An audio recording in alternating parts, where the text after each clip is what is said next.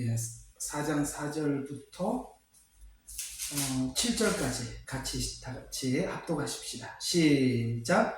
그는 수송아지를 주 앞 회중의 성막 문에 끌고 와서 그 수송아지의 머리에 안수하고 주 앞에서 그 수송아지를 잡을 것이요 기름 부음을 받은 제사장은 그 수송아지 피를 취하여 회중의 성막에 가져와서 손가락으로 그 피를 적셔 성소의 휘장 앞 곧 주 앞에서 7번 피를 뿌릴 것이며 또 제사장은 성막 안에 있는 주의 앞 향제단의 뿔에 그 피에서 약간을 바르고 그 송아지의 모든 피를 회중 성문에 있는 번제단 밑에 쏟을지니라. 무슨 말인지 잘 모르겠죠. 동그라미부터 좀 쳐봅시다. 일단은 이게 무슨 말인지 좀 알고 넘어가죠.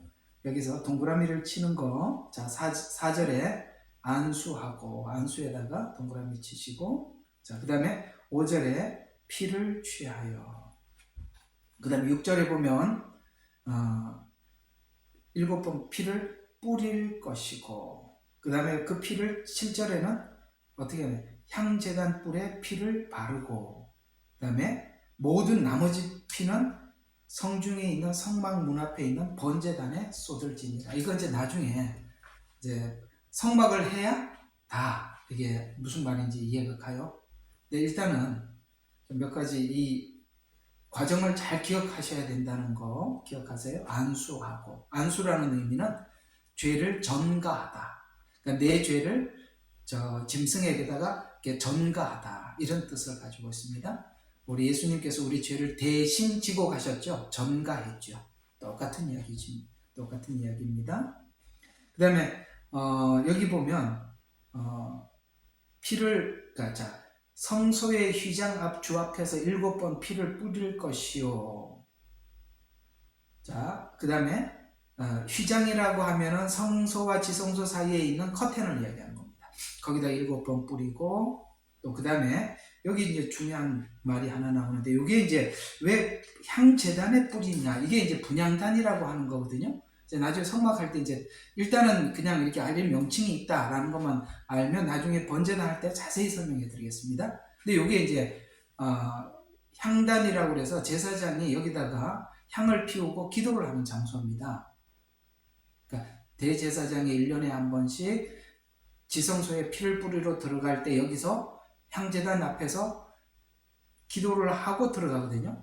자, 그러면 이제 이 향제단의 피는 요한복음 17장에 등장하고 있는 예수님의 대제사장적 중보 기도가 바로 이 향제단에 뿌리는 피를 의미하고 있는데, 요한복음 17장에 나오거든요. 17장 적어 놓으세요. 나중에 이게 요한복음 17장 이야기구나. 나중에 요한복음 17장 쭉 읽어보면 예수님께서 이 땅에 십자가 지로 가시기 전에 하나님께 이 백성들, 그러니까 우리 죄를 대속하기 전에 하나님 앞에 뭐라고 기도했는지 쭉 보시면 됩니다.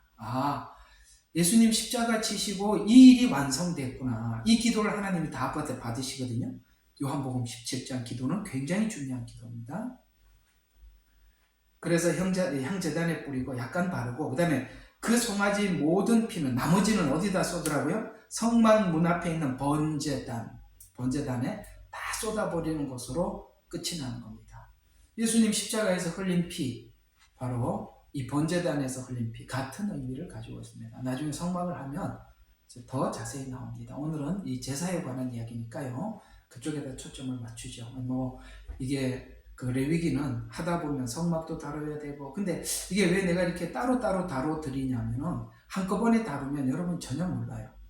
그러니까 제사는 제사대로 따로 다뤄야 되고, 성막은 성막대로 따로 다뤄야 돼요. 그 다음에 성막을 지키러, 그러니까 이 성막에 와서 사람들이 절기를 지키러 올라오죠. 그게 절기죠. 그 절기는 이미 했지요. 우리가 설명을 한번 해드렸었습니다. 그러니까 이게 다 보면 바로 예수님 십자가 이야기인데, 오늘은 좀 중요한 이야기를 하니까, 항상 중요하지만 오늘도 중요해요.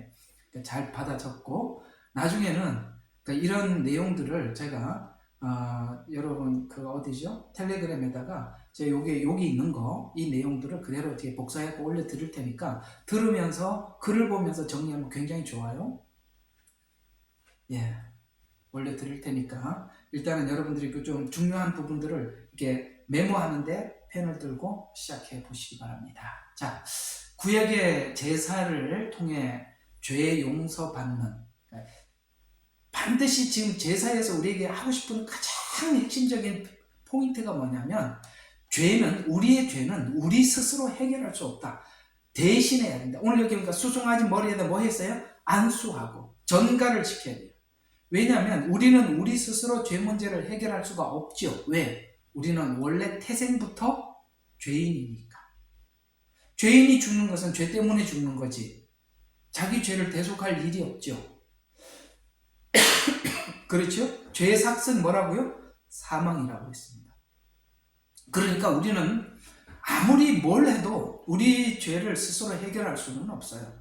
그래서 구약에 있는 이 제사를 통해서 우리에게 전달하고 있는 중요한 메시지는 반드시 대속으로만 죄 용서가 가능하다. 이걸 알려주는 것이 이 6대 제사의 가장 중요한 핵심입니다. 그래서 구약 제사가 전달하는 메시지죠. 자, 구약 대속 제사는 예수님 십자가를 설명하기 위한 내용입니다. 아시겠죠? 십자가에서 우리를 위해서 무슨 일을 하셨지요? 라고 하나님께 질문을 하면 하나님은 여기 있는 레위기로 대답을 해주시는 거거든요. 레위기로 대답을 해주는 거예요. 그러니까 레위기를 알아야 십자가에서 무슨 일을 했는지 알 수 있는 거죠. 그래서 구약 대속 제사는 예수님 십자가를 설명하기 위해서 제정되었고, 십자가 대속을 구약적 이해를 통해서 쉽게 그 십자가가 무엇인지에 대해서 우리가 접근할 수가 있습니다. 왜 이게 굉장히 중요하냐면, 레위기의 이 십자가 대속 사건은 출애굽기에서는 이스라엘 백성들이 출애굽한 걸로 설명을 했죠. 애굽에 살았던 것과 출애굽을 해서 홍해를 건넌 사건이 십자가 사건이거든요. 그러니까 그거는 그렇게 역사적으로 애굽이라는 곳에서 광야로서 나온 것, 그러니까 그러니까 교회가 뭐죠? 구별된 사람들이 모인 것인데, 애굽에서 살다가, 세상에서 살다가 하나님의 자녀로 부름을 받고 건너온 자들, 이게 교회죠. 저와 여러분은 구별된 사람이라는 말은 애굽에 있었으나 지금 하나님께서 홍해를 건너게 해준 자들 이라는 뜻에서 출애굽기에서는, 아주 자꾸 창세기라고 그러죠. 출애굽기에서는 그렇게 설명을 하고 있고, 레위기에서 애굽에 있다가 광야로 나온 이것이 어떻게 우리가 세상에서 살다가 하나님 앞에 구원을 받게 되었는지를 레위기를 통해서, 대속을 통해서 그 문제가 우리가 그렇게 구원을 받을 수 있었다라고 설명을 하는 겁니다. 많이 설명하면, 넓게 설명할수록 더 복잡해지니까 짧고 한 방향으로만 계속 가봅시다. 그래서 이걸 이해를 하는 것이, 자, 여러분 성경을 읽다 보면 이게 이해가 안 되는 데가, 우리 상식적으로 이해가 안 되는 데가 몇 군데 있는 중에 어떤 곳이 있냐면 사도행전 2장이 그래요. 근데 사도행전 2장에 가보면 베드로가 막 설교를 하는데 사람들이요 다 알아들어요. 그때 베드로가 설교했을 때 알아들었던 사람들의 대부분이 누구였죠? 유대인들이었습니다. 그럼 유대인들은 뭘 알고 있었죠? 구약을 잘 알고 있었던 사람들입니다. 그래서 베드로가 어떤 설명을 쫙 하자 드디어 그 십자가 사건이 바로 자기 문제를 해결한 이 제사, 어린 양이었다는 어린 양이 예수님이라는 걸 알고, 그때서야 내가 예수님을 십자가에 못 박았다는 걸 알고 가슴을 치는 겁니다. 왜냐하면 매년 1년에 한 번씩 자기 죄를 대속하기 위해서 양을 끌고 와서 오늘 이 제사 드리는 일을 계속 해왔었거든요. 그러니까 이 일이 어떻게 자기들의 죄가 대속으로 구원을 받는지 아는데, 짐승이 아니라 실제 이 모든 우리의 구원을 완성하시고 구속을 완성하시는 어린 양이신 예수님이 오셔서 이 문제를 해결했다는 것을 그들은 한 번에 알아듣습니다. 왜? 지금까지 해왔거든요. 구약은 바로 신약을 이해하기 위해서 계속 설명을 해준 거예요. 그래서 한번 봅시다. 사도행전 2장으로 한번 가보죠. 제가 이게 지금 잠깐 말씀드린 이걸 이제 머리에다가 이렇게 딱 이렇게 홀딩 해놓고 사도행전 2장으로 가서 풀어보면 와, 굉장한, 이게 그냥 단순한 이야기가 아니라는 거죠. 구약의 가장 큰 사건은 홍해를 건넌 사건이고 신약의 가장 큰 사건은요, 사도행전 2장의 성령 강림이에요. 그래서 이 사도행전 2장 굉장히 가슴 벅찬 이야기거든요. 얼마나 가슴 벅찬지 한번 볼까요? 1절부터 13절까지 쭉 한번 읽어. 자, 오순절날. 여러분, 이 오순절날 이렇게 딱 성경이 설명을 하고 있을 때 절기를 모르면 아무것도 모르는 거죠. 오순절이 뭔지를 모르면. 그 절기를 알았었어야만이 이 오순절날이 되자 그들이 다 하나가 되어 한 장소에 모였는데 이 말을 알아듣는 거예요. 오순절. 그래서 우리가 50일 기도해야 하는 거예요. 오순절은요, 굉장한 전환점이 있는 날입니다. 50일째 되는 날. 굉장한 전환점이 있어요. 자, 그래서, 자, 오순절 날이 되자 그들이 다 하나가 되어 한 장소에 모였는데, 자, 그러면 이 오순절까지 기도하기 위해서 처음에는 많은 사람들이 이 기도에 참여했다가 중간에 이렇게 많이 떨어져 나가거든요. 이 오순절 50일 기도에 떨어져 나가면 안 돼요. 네, 끝까지 가셔야 돼요. 제가 좀 옷 좀 벗고 하겠습니다. 요즘 이게 여름이 됐는지 너무 덥습니다. 자, 계속 한번 봐요. 갑자기 하늘에서 거친 강풍 같은 소리가 나더니 그들이 앉은 온 집안을 가득 채우더라. 거기에 불같은 모양으로 갈라진 혀들이 나타나 그들 각 사람에게 머물더니 그들 모두가 성령으로 충만하여 성령께서 그들에게 발설하신 대로 다른 방언으로 말하기 시작하더라. 당시 예루살렘에는 신앙심이 깊은 유대인들이 천하 각국으로 머물고 있었는데 신앙심이 많은 유대인들이 많이 흩어졌다가 올라왔다 이 말이에요. 예루살렘으로. 그때 이 소문이 퍼지자 무리가 함께 모여 혼란이 생겼으니 이는 각 사람이 자기 나라 말로 그들의 말하는 것을 들었기 때문이라. 이게 이제 대인 방언이라고 하는 겁니다. 이게 말을 했는데 그 각 나라 사람들이 말을 알아들었다 이런 이야기입니다. 그러자 그들이 모두 놀라고. 왜 이렇게 대인 방언을 하게 하실까요? 이 복음이 온 세상에 전파되기 위함입니다. 그러자 그들이 놀라고 이상히 여겨 서로 말하기를 보라 말하고 있는 이 사람들이 모두 갈릴리 사람이 아니냐. 그런데 어떻게 해서 우리가 각 사람이 우리가 태어난 곳의 고유 언어로 말하는 것을 듣게 된단 말인가. 그때 이제 사람들에게 여기저기 사람들 바데인, 메데인, 엘라민, 메소포타미아, 유대와 갑바도기아, 본도, 아시아, 푸블리 이렇게 쭉쭉 나옵니다. 로마. 아시겠죠? 각 지역 사람, 어느 지역 사람인지 소개하고 있는 게 9절, 10절 지나가서 11절, 12절. 자, 그들이 놀라고 의아해서 서로 말하기를 이것이 어찌된 일인가 하더라. 그러나 어떤 사람은 조롱하며 꼭 이제 이렇게 조롱하는 사람이 또 생겨요. 그렇죠? 조롱하며 말하기를 이 사람이 세포도의 주에 취했다. 이렇게 얘기했어요. 자, 지금 뭘 이야기하고 있습니까? 성령님이 강림해서 말을 하는데 각 사람들이 알아듣더라. 이 복음이 왜 각 사람이 알아듣게 만들더라? 복음이 온 천하에 전파되어야 하기 때문입니다. 자, 여기까지 딱 끊고 계속 지나가 봐요. 자, 베드로가 이제 14절부터 봐요. 그때 베드로가 11사도와 함께 일어서서 목소리를 높여 그들에게 말하기를, 자, 이렇게 말해요. 유대 사람들아, 예루살렘에 거하는 모든 사람아, 이 일이 너희에게 알게 되었으니 내 말에 경청해라 라고 이제 말을 하기 시작합니다. 겨우 셋이니 너희가 짐작하는 것까지 이 사람들이 취한 것이 아니다 라고 말하면서 16절에 놀라운 이야기를 합니다. 이것은 선지자 요엘로 말씀하신 바니. 야, 이게 무슨 말이에요? 지금 이야기를 하고 싶은 겁니다. 성경은. 성령이 임하니까 닫혀있던 성경이 열리고 해석이 되더라는 거예요.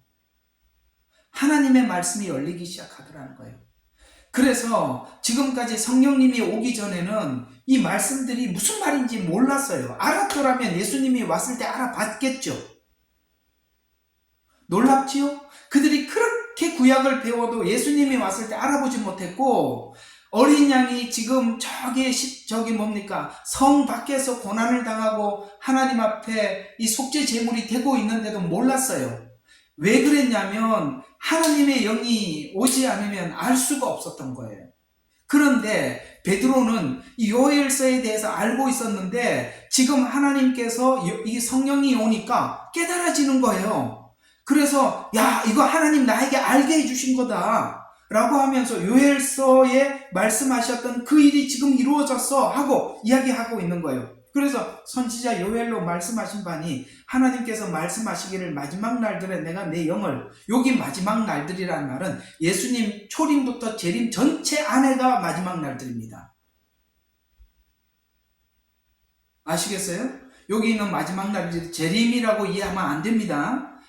초림부터 재림 전체를 마지막 날에, 왜 마지막이라고 하느냐면 이제는 구원을 위해서 할 일이 없기 때문에 그렇습니다. 다 끝났거든요. 십자가에서 부활하시고 승천한 한 가지만 남았죠. 재림만 남았죠. 그래서 이 마지막 날들이라는 말의 뜻에는 이 모든 것이 함축해 있는 겁니다. 초림부터 재림 전체를 마지막 날들인데 피와 불과 연기로라 이런 말은 19절에 나오는 피와 불과 연기는 후 3년 반에 내릴 재앙입니다. 그러니까 예수님 초림부터 마지막 재림 직전까지 이 전체를 두고 이야기하는 거예요. 그때까지 뭐가 임하고 계실 거다고요? 하나님의 영이 임하셔서 하나님의 말씀을 열어주시고 알려주실 것이다. 그러면서 마지막 날들에 내가 내 영의 모든 육체 위에 부으리라. 그러면 너희 아들들 딸들 예언할 것이요 젊은이들은 환상을 보고 너희 노인들은 꿈을 꾸리라. 이것이 초림 때도 이런 일이 일어났는데 재림 때는 이 초림 때보다 훨씬 강력하게 일어난다. 그래서 또 그 날들에는 내가 남종들과 여종들과 내 영을 부어주리니 그들이 예언하리라. 내가 위로부터 하늘의 이적과 아래로는 표적이 따르리니 피와 불과 연기로라. 두 증인이 하는 사역들이라 이 말이 마지막 때. 그 위대하고 찬란한 주의 날이 오기 전에 해가 흑암으로 달이 피로 변하리라. 요거 후 3년 반에 이게 요한계시록에 나오는 이야기들이 전부 다. 그러나 자 이제 여기까지는 이제 시간상 설명인데 21절은 중요한 메시지를 전하고 있습니다. 자, 우리 같이 굉장히 중요한 메시지예요. 같이 너무 이렇게 가슴 심호흡하고 시작. 그러나 누구든지 주의 이름을 부르는 자는 구원을 얻으리라. 여러분 이게 보통 이야기가 아니거든요. 이게 왜 보통 이야기가 아니냐? 우리는 그냥 배워서 누구나 주의 이름을 구원을 받으라. 이게 어떤 이야기로 들리느냐에 따라서 여러분들이 복음을 어떻게 듣느냐 다른 겁니다. 왜냐하면 바로 이런 거거든요. 지금 현재 이 유대인들은 율법을 가지고 있었죠. 그리고 율법을 지켜야 구원을 받는다고 이해하고 있었습니다. 그런데 지금 하나님 구약이 설명했던 것이 오늘 여기 우리가 제사를 통해서 이해하고 있는 것이 구원은 내 스스로가 내가 율법을 내가 지켜서 구원받는 것이 아니라 지금 아까 송아지 머리에다 뭐 한다고요? 안수. 죄를 전가해서 내 죄의 용서함을 받는다는 걸 알게 되었단 말이에요. 근데 송아지 때 안수하는 거는 어떻게 해요? 1년에 한 번 계속 반복해야 돼. 근데 예수님께서 이 땅에 오셔서 십자가 지신 것은 영원히 단번에 한 번에 우리 모든 죄를 한순간에 해결한 거죠. 그러니까 지금까지 이들이 이해하고 있던 구원은 율법을 지켜 구원을 받는다고 알고 있었는데 예수님이 오셔서 우리 죄를 대속하셔서 이제는 그분을 누구든지 주의 이름을 부르는 자는 구원을 받으리라. 이 말 때문에 유대인들과 충돌이 일어나는 겁니다. 아시겠죠? 유대인들은요, 이걸 받아들일 수가 없는데, 이상하게도 이걸 받아들이는 사람이 있고, 성령이 왔을 때 저 사람들이 술 취한 거 아니냐? 이렇게 말하는 사람도 있고, 다르죠? 이게 무슨 차이냐? 이게 무슨 차이인가? 요한복음 이따가 6장, 8장에서 설명해 드릴게요. 왜 나는 믿어지고, 저 사람들은 이런 역사를 보고 이상하게 보느냐? 하나님 딱 6장, 8장, 요한복음 6장, 8장에 다 설명을 해놨어요. 이건 좀 이따 할 거고, 일단 지나가서 한번 봅시다. 자, 그렇다면 지금 그 사도행전에 이런 설명들을 쭉 보면은, 자, 16절, 이제 주의 이름을 부르는 21절 아까 했죠? 누구든지. 자, 그러면 자, 22절부터 한번 계속 좀 볼 필요가 있어요. 자, 21절. 어디로 가냐면은, 자, 한번 읽어보세요. 너희 이스라엘 사람들아, 이 말을 들으라. 너희 자신도 아는 바와 같이 나사렛 예수는 하나님께서 그를 통하여 너희 가운데 행하신 기적들과 이적들과 표적들로 너희 중에서 하나님께 확정된 분이다. 하나님께서 정하신 뜻과 미리 아심을 따라 내어주신 그를 너희가 붙잡아. 자, 여기 너희가에 동그라미 치세요. 너희가 붙잡아 무법자의 손에 통해 십자가에 못 박혀 죽였으나. 지금 베드로가 누가 이걸 못 박았다고 외치고 있죠? 너희가 못 박았다라고 외칩니다. 오늘 여기 레위기로 표현하자면 하나님께 제사 드리기 위해, 그러니까 속죄를 받기 위해서 그러니까 끌고 온 송아지 머리에다가 안수하여서 죄를 전가한 것처럼, 아시겠죠? 그 송아지와 양이 하나님 앞에 드려져서 내 죄를 대속한 것처럼 우리가 예수님의 머리에 손을 얹고 그분에게 죄를 전가해서 우리가 예수님을 십자가에 못 박았구나 라는 것을 그들이 빌라도 뜰에서 뭐라고 외쳤죠? 예수는 십자가에 못 박으소서 못 박으소서라고 외쳤던 사람들이 오늘 여기 너희가 십자가에 못 박았다라는 말을 그들이 공감을 하면서 동시에 뭘 이해하고 들어가고 있죠? 레위기에서 말하고 있는 이 속죄제에 대한 이해로 예수님을 지금 보고 있는 거예요. 아시겠습니까? 그러니까 그 말을 알 수 있는 거예요. 그래서 우리가 구약에 대해서 무식하면 신약에 있는 이야기들을 알 듯 말 듯 해요. 알 듯 말 듯 하다 보면 어떻게 가느냐면 자꾸 원어 해석으로만 가는 거예요. 원어에는 이렇게 나와서 원어도 한 얘기가 될 수는 있습니다만 그 원어는 단어 하나로 푸는 거잖아요. 근데 하나님께서는 구약에서는 영화로 다 보여줬잖아요. 영화로. 드라마로 다 보여줬잖아. 드라마는 빼놓고 글자 하나 가지고 싸우시겠습니까? 여기 그림으로 다 설명을 해줬는데. 그래서 구약의 궁금증은, 신약의 궁금증은요, 자꾸 단어로 풀려고 하지 말고 구약에 가서 풀으셔야 돼요. 왜냐하면은 이 신약은 실체가 온 거고 구약은 그림자거든요. 실체를 정확히 알려면은 그림자를 이해하면 되는 겁니다. 이런 방법은 내내 하나님께서 우리에게 설명했던 방식이죠. 계속 한번 봐요. 그래서 24절, 하나님께서 그를 사망의 고통에서 풀어 살리셨으니, 자, 살리셨답니다. 죽었는데 살리셨답니다. 이는 그가 사망에 매여 있을 수 없기 때문이라. 이는 다윗이 그에게, 자, 예언을 이제 짚고 들어간 겁니다. 다윗이 예언한 거, 지금 그분이, 맞아, 그 예언이 이 예언이네? 라고 이야기해요. 그래서 내가 주를 항상 내 앞에 미리 배웠으니, 뭘 미리 배웠죠? 뭘 미리 배운 거예요? 이 날을 다윗에게 가르쳐줘서 다윗은 미리 알고 있었다 이 말이에요. 그 다윗의 모든 예언은, 그래서 성경 마태복음에 처음부터 뭐라고 시작하고 마태복음 1장 1절 뭐예요? 아브라함과 다윗과 예수 그리스도의 세계라. 왜 그러면 아브라함과 다윗이 나왔느냐? 언약 때문에. 언약. 하나님이 약속한 대로 오셨고 약속한 대로 십자가 지셨고 약속한 대로 살려주셨는데 이걸 다윗도 이 상황을 예언을 통해서 미리 보았고 아브라함도 미리 봤다 이 말이에요. 그러니까 아브라함이 본 구원의 그 방법과 형식과 저와 여러분이 믿는 이 방식과 다윗이 똑같아요. 그들은 미리 보고 한 거고 우리는 이미 된 걸 믿는 거예요.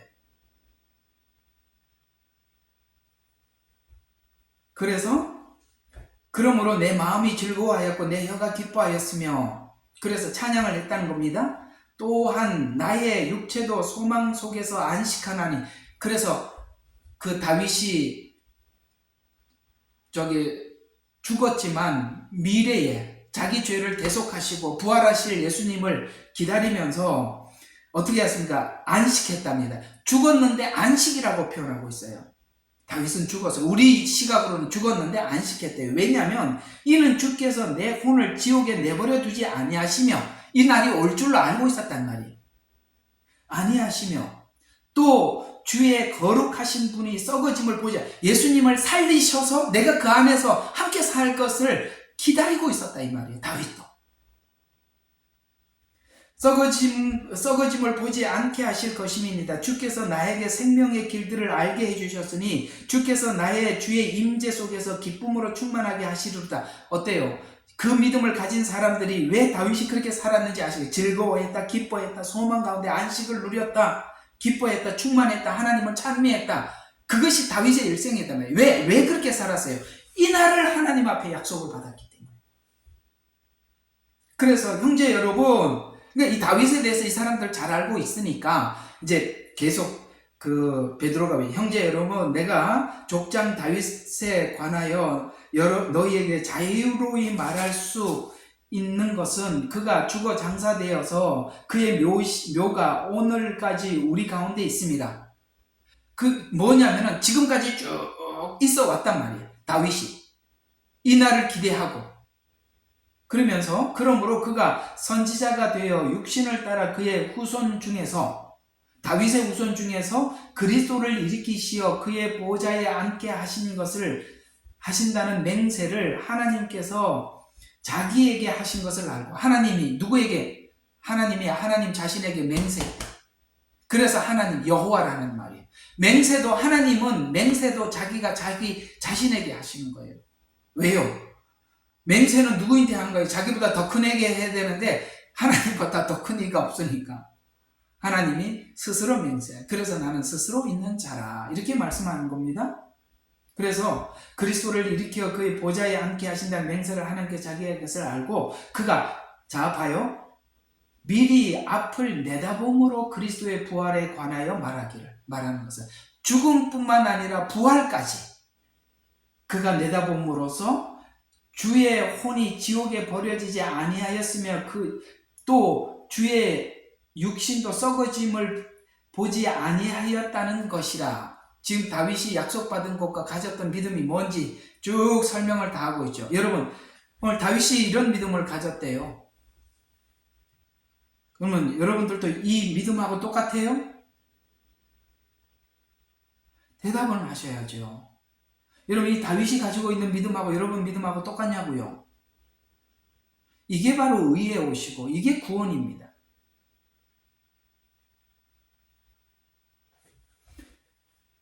자, 이 예수를 하나님이 살리셨으니 우리 모두가 그 일에 관한 증인이라. 그래서 부활의 증인이에요.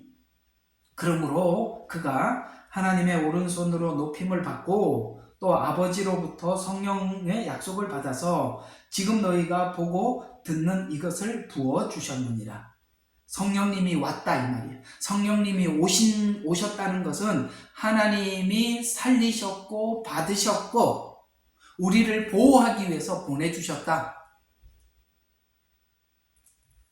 다윗은 하늘로 올라가지 못하였으나 스스로 말하기를 주께서 내게 말씀하시기를 내가 원수들을 내 발판으로 삼을 때까지 너는 내 오른편에 앉아있으라 하였으니 이러므로 이스라엘의 온 집이 분명히 알 것은 또 이야기하죠. 너희가 십자가에 못 박은, 이 너희가 굉장히 중요한 겁니다. 그래서 너희가 십자가에 못 박은 이 예수를 하나님께서 주와 그리스도가 되게 하신 것이라. 아시겠습니까? 너희가 십자가에 못 박은 예수.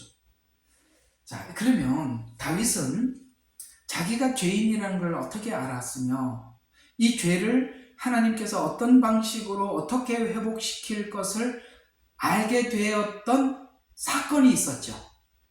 무슨 사건 때문에 다윗은 이 죄가 훗날 예수님 오셔서 이 죄가 해결될 줄로 믿게 되었던 거죠? 무슨 사건 때문에? 밧세바 사건. 하나님은 우리가 성경을 보실 때 정말 잘 보셔야 되는 게 뭐냐면은, 사실 우리 너무나도 이렇게 부흥신학에 치우쳐 있다 보니까, 여러분 요셉은 애굽의 총리가 되었습니다. 여러분 요셉처럼 꿈을 가지시고 청소년 때 꿈을 가져야 합니다. 이렇게 설명하는 바람에 사람들이 총리 대신에 꽂혀버렸어요. 총리 대신에 감옥에 간, 보디발 집에 간, 그 다음에 악을 선으로 바꾸사라는 이 굉장한 고백을 했던 이 요셉은 어디 가고 없고, 하나님 그걸 얘기해 주고 싶은데 그건 어디 가고 없고, 야, 애굽의 총리 대신 이것만 생각하는 거예요. 다윗 그러면 골리앗을 하도 설명을 많이 해가지고, 하나님은 밧세바를 꺼내놨는데 우리는 골리앗을 설명해서 주여 하고 주의 이름으로 나갑니다. 뭐 나가긴 나가는데 뭘 어쩌자는 거예요. 하나님은 다윗의 믿음을 통해서 그 믿음이 어디로 갔나라고 얘기하는 거예요. 골리앗을 죽였던 믿음이 어디로 갔지요? 밧세바와 간음할 때 그 진상이 나타나는 겁니다. 그 진정성이 나오는 겁니다. 그 믿음이 죄 앞에 섰을 때 나타나는 거예요. 여러분들이 가지고 있는 이 모든 믿음들이 여러분의 죄 앞에 섰을 때 그 믿음이 믿음으로 진가가 나타나야 되는 거예요. 자꾸 골리앗만 생각하지 말고, 애굽의 총리 대신만 생각하지 마시고, 죄 앞에 섰을 때 그 믿음이 어떻게 반응하느냐가 주님의 뭘 보느냐, 피 흘린 예수님을 보느냐, 십자가에서 나를 위해서 죽으신 예수님을 보느냐, 미래에 다시 올 백마 타고 승리의 주를 보느냐. 승리의 주를, 예수님을 십자가에서 만난 사람만이 그 승리의 주를 기다리는 거지. 잘못 설명하지 말라 이 말이에요.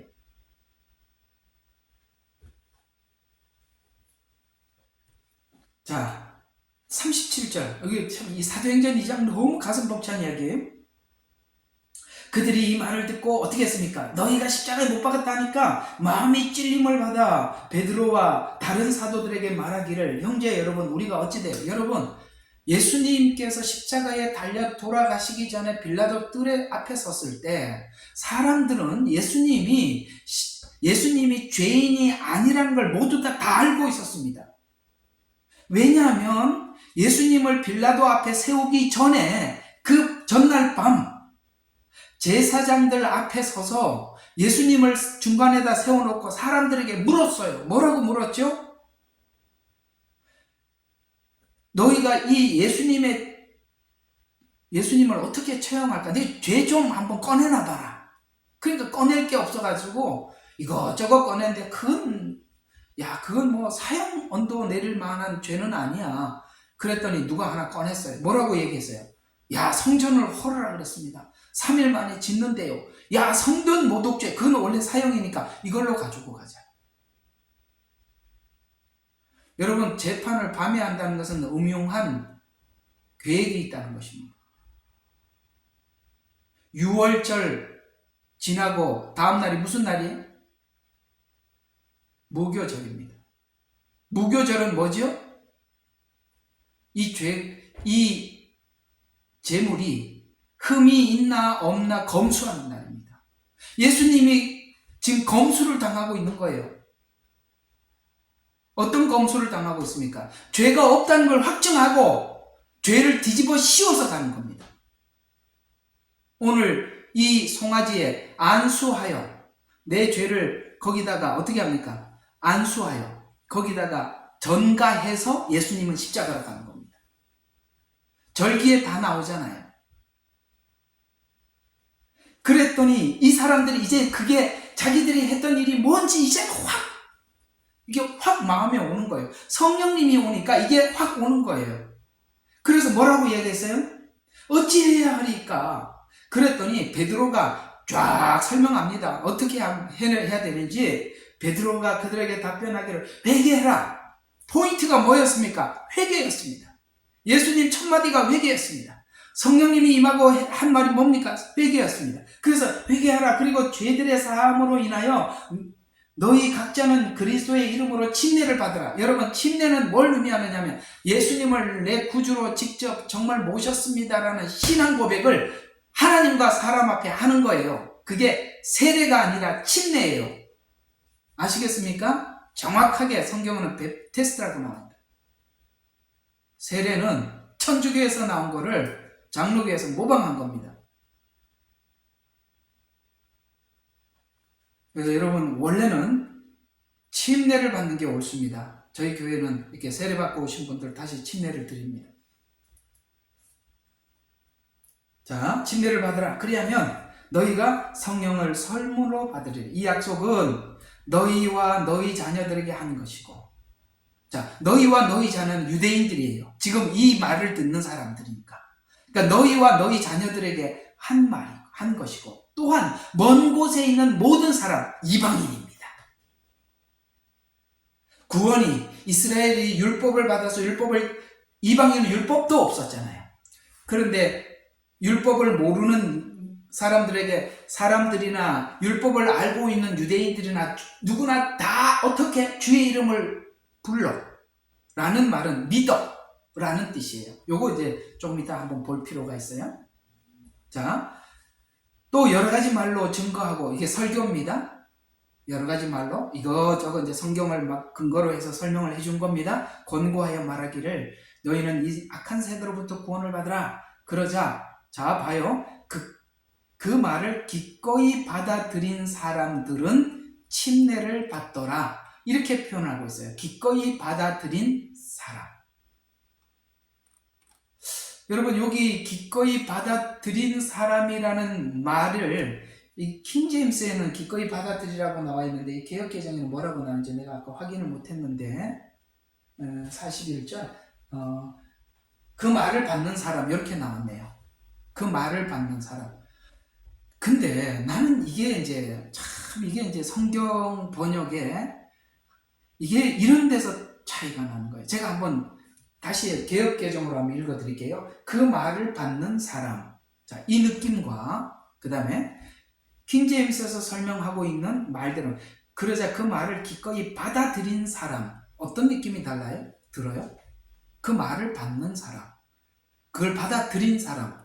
굉장히 각 개개인에게 와닿지 않아요? 그 말을, 여기 이 킹제임스 말이 굉장히 와닿죠? 그 말을 기꺼이 받아들인 사람들은, 이렇게 나와요. 그 말을 받는 사람들은 굉장히 저 밖에 있는 것 같고, 이 말은 내가 직접 받는 것 같지 않아요? 이게 번역에 별거 아닌 것 같아도 이 번역을 실제적으로 내 마음에 확 와닿게 하고 선명하게 이해가 되도록 하느냐, 이게 꼭 남의 이야기하는 것 같이 지나가는 말로 들리느냐는, 이렇게 정확한 번역과 그 정확하지 않는 번역의 차이가 그렇게 다릅니다. 자, 계속 한번 봐요. 그 말을 기꺼이 받아들인 사람은 침례를 받더라. 그리하여 그날에 약 3,000명의 사람들이 더 늘었더라. 이 3,000명이 자기가 죄인인 줄 알았더라면 예수님 십자가에 못 박히실 때 십자가에 못 박으면 안 된다고 소리를 질렀을 텐데, 그때는 십자가에 못 박으라고 소리를 질렀어요. 왜 질렀을까요? 하나님의 영이 오지 않으니까 알 수가 없는 거예요. 그런데 오순절 날이 이르자 성령님이 오고 난 뒤에 그들이 드디어 자기가 십자가에 못 박았단 말. 이게 바로 성령님이 우리 속에 하신 일이라 이 말이에요. 그래서 이제 42절부터 47절까지 있는 이야기는 구원받은 성도들이 어떤 삶을 살았나, 이런 이야기들을 하는 것입니다. 자, 제가 오늘 2장을 가지고 장황하게 설명한 이유는 딱 한 가지입니다. 이 사람들이 이런 말을 했을 때 왜 알아들을 수 있었다고요? 레위기, 속죄, 이걸 알았기 때문에 이들은 이 죄가 예수님께 전가되었고 예수님은 내 죄를 대신해서 십자가에 죽으셨고 그걸 내가 예수님을 왜 오늘 안수하듯이 오늘 이 안수 이야기 계속하는 거기다 내가 죄를 전가했듯이 예수님이 내 죄를 대신 지고 가셨구나 라는 것을 알면서 그분이 내 죄를 대신해서 죽으셨다는 사실을 이제는 믿음으로 구원을 받는구나 라는 이 말을 받아들이는 거예요. 믿음으로 라는 말을 그래서 받아들이는 거예요. 그러니까 아무 근거 없이 받아들인 게 아니라 이미 알고 있었던. 여러분 어때요? 신약이 구약 없이 열릴 수 있다고 생각합니까? 구약이 엄청 중요하다는 거 아시겠죠? 제가 여기서 세대주의를 조금 비판을 해드리겠습니다. 여기서 제가 세대주의를 굉장히 비판하는 이유가 뭐냐면 세대주의는 시간이 끊어졌다고, 그러니까 율법 시대라고 해서 그 시대를 과거로 돌려버렸던, 그럼 그 구약 전체가 끊겨버리는 거예요. 그래서 자꾸 신약만 보려고 그러는 거예요. 세대주의의 약점입니다. 그래서 성경을 구약과 신약을 함께 증명하면서 이쪽 저쪽, 이것은 신약은 구약을 증명하고 구약은 신약을 증명, 이렇게 계속 봐야 우리 속에 확신이 생기고 분명한 역사적 사실로 믿음이 되는데 그걸 끊어놓고 신약으로 보려고 하니까 자꾸 원어니 원문이니 이런 거 따지고 앉아있는 거예요. 단어 따지고. 세대주의가 그런 차원에서 참 좀 그런 게 많습니다. 그런 세대주의적 신학을 가지고 설교하는 목사님들이 제가 누군지 다 알아요. 그런데 영향을 받으신 분들이 참 이런 이야기를 이렇게 좀 이해를 해야 한다라는 거 여러분들 좀 권해드립니다. 아시겠죠?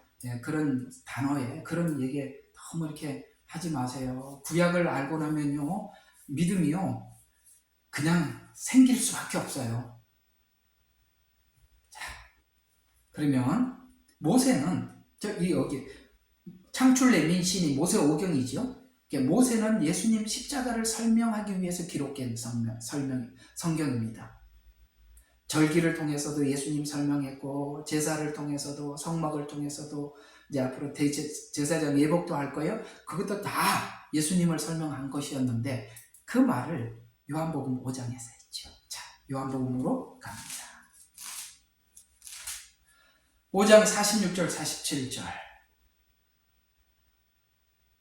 자, 시작. 너희가 모세를 믿었다면 나를 믿었으리라. 이는 그가 나에 관하여 기록되었기 때문이라. 자, 모세오경은 누구 이야기였었다? 나에 관한 예수님.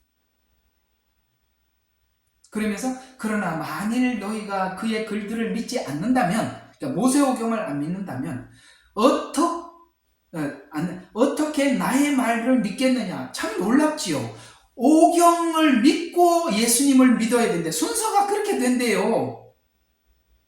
네가 그의 말을 안 믿으면 나를 못 믿는다. 신기하지요? 근데 이 서기관이나 바리새인들이나 종교인들은 모세오경을 달달 외우거든요. 외우는데 그 얘기가 뭔지 모르고 외우고 있는 거죠. 자, 요한복음 5장 좀 더 풀어봐요. 왜 모세의 모형복음을 믿지 못했나? 모세가 전한 복음은 모형적인 복음이거든요. 왜 모형복음을 믿지 못했는가? 그 설명을 요한복음에서는 5장에서 계속 설명하고 있어요. 5장 39절, 43절 한번 봅시다. 39절 성경을 통해서 영생을 찾으려고 하니까 성경은 영생은 없더라. 아시겠어요? 성경에는 영생에 관한 이야기가 없더라. 영생은 누구 안에 있더라? 예수 안에 있더라. 예수님 안에 있으면 영생도 함께 있는 건데 예수는 빼놓고 영생을 얻으려고 하니까 성경은 영생 이야기가 아닌데 영생은 발견할 수 없죠.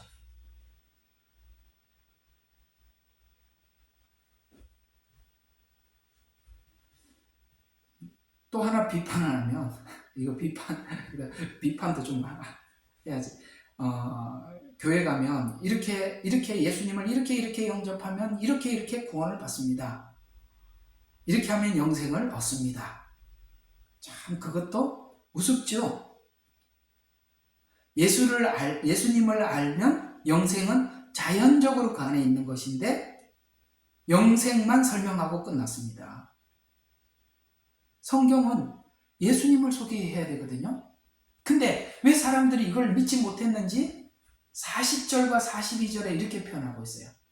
자, 40절 요한복음 5장 40절 42절 보겠습니다.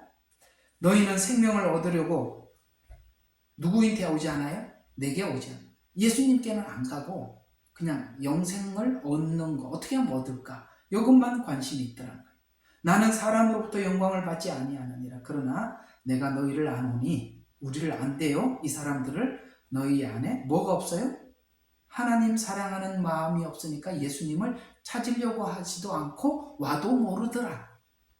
왜 사랑이라고 표현합니까? 성경은 어떤 사람이 영생을 찾으려고 해요. 그런데 성경은 무슨 이야기냐면은 사랑에 관한 이야기래요. 무슨 이야기일까요? 관계에 관한 이야기. 관계.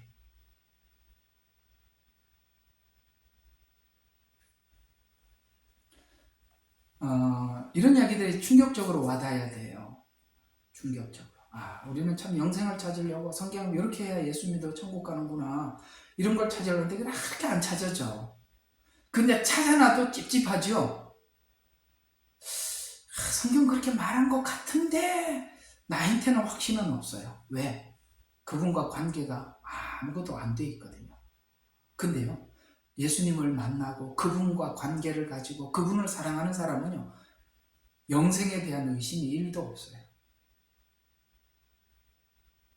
그리고 저번에 말씀했던 것처럼 우리는 하나님 앞에 얼마나 큰 용서를 받은지 알게 돼 있어요. 그래서 당연히 용서하는 거예요. 그런 것이 삶에서 자연스러운 거예요.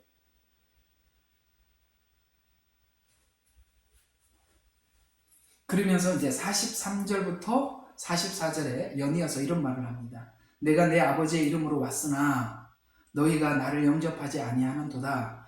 만일 다른 자가 자기 이름으로 오면 너희는 그를 영접하리라. 다른 사람이 오면 영접한대요. 근데 너희가 서로 영광을 받으면서 영광이라는 말이 등장해요. 오직 하나님으로부터 오는 영광은 구하지 아니하니 어찌 나를 믿을 수 있느냐? 하나님과 관련은 전혀 없고 서로 영광을 받는 데만 관심이 있대. 이 무슨 말이냐면 여러분 이런 이야기 제가 여기 적어놨어요. 전하는 자와 받는 자의 영광만 오고 가는 거예요. 그게 뭐냐면 서로가 서로를 인정해주고 서로가 서로에게 인정받기만 원할 뿐. 하나님과는 상관이 없어요. 여기서 굉장히 조심해야 될 하나의 제가 실제적인 상황을 설명을 해드린다면 저 같은 사람은 그냥 하나님의 종이에요. 그냥 저는 여러분들에게 하나님의 말을 전할 뿐이에요. 이 시선이 저는 지금 예수님을 전하고 있고 예수님을 소개하고 있을 뿐이에요. 제가 소개하고 있는 예수님을 여러분들이 봐야 되는데 우리끼리 영광이 오고 가면 아무 소용이 없는 거예요. 아시겠어요? 저는 이렇게 물러서 줄 테니까 주님을 보시라고. 우리 서로의 영광을 취하지 말자고요. 그래서 서로 영광만을 바라보니까 복음이 말하고 있는 그 중요한 말들을 듣지 못하죠. 자기를 부인해라, 자기 십자가를 져야 나를 따라온다, 이런 말에 관심이 없죠. 왜? 서로 영광만 취하고 나누니까. 예수님이 한 말이 가장 절정이 뭐예요? 자기를 부인하고 자기 십자가를 지고 나를 따라오라는 이 말들이 귀에 들어오겠냐 이 말이에요. 그분을 사랑하지도 않고 관심도 없는데. 그래서 이런 말씀들이 우리에게 어떻게 와닿느냐에 따라서 내가 믿는 믿음이 어느 시선에 가 있는가를 볼 수 있는 거예요.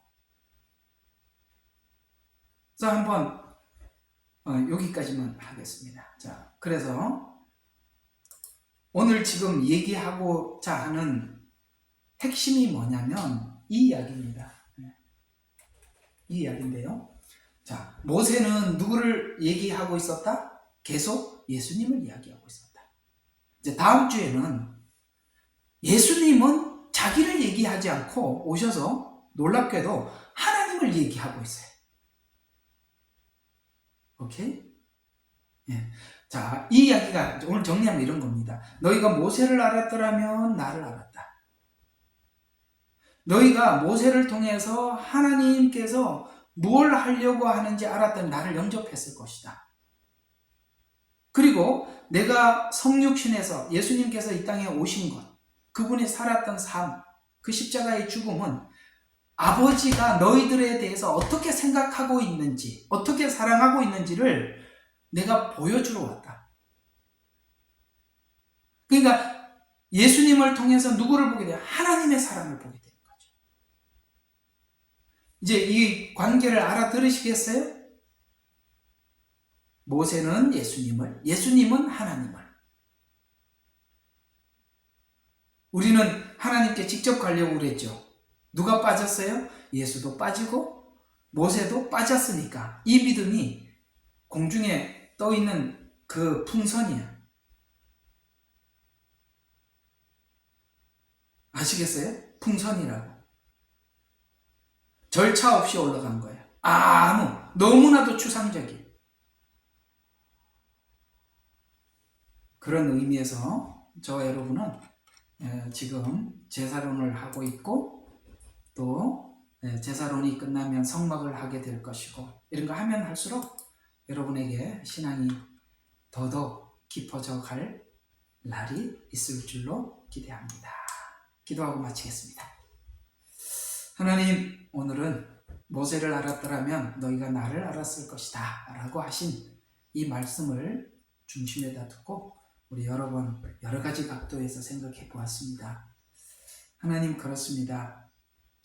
우리가 십자가의 그 복음을 벌써부터 모세를 통해서 우리에게 많이 말씀해 주셨었습니다. 아버지 하나님, 그 안에서 그 복음의 가치를 깨닫고 그 십자가를 보게 해 주십시오. 그들이 베드로의 설교를 듣기 위해서 모였을 때 마치 너희가 십자가에 못 박은 예수라는 말을 했을 때 그들이 알아들을 수 있었던 것은 바로 이 레위기에 나오는 이런 제사에 관한 이해가 그들에게 깊었기 때문입니다. 아버지 하나님, 우리의 눈과 시야를 넓혀주셔서 성경 전체가 말하고자 하는 그 십자가의 그 깊이와 높이와 넓이를 깨닫게 해주셔서 우리 믿음이 막연하지 않게 해주시고 사실을 믿는 분명한 믿음 안에서 우리의 믿음의 열매가 이렇게 나타나야 한다, 이렇게 증명되어야 한다라는 이 말들을 그래서 그런 거구나 하고 알고 실제적인 삶으로 증명되게 하옵소서. 예수님 이름으로 기도합니다. 아멘. 감사합니다.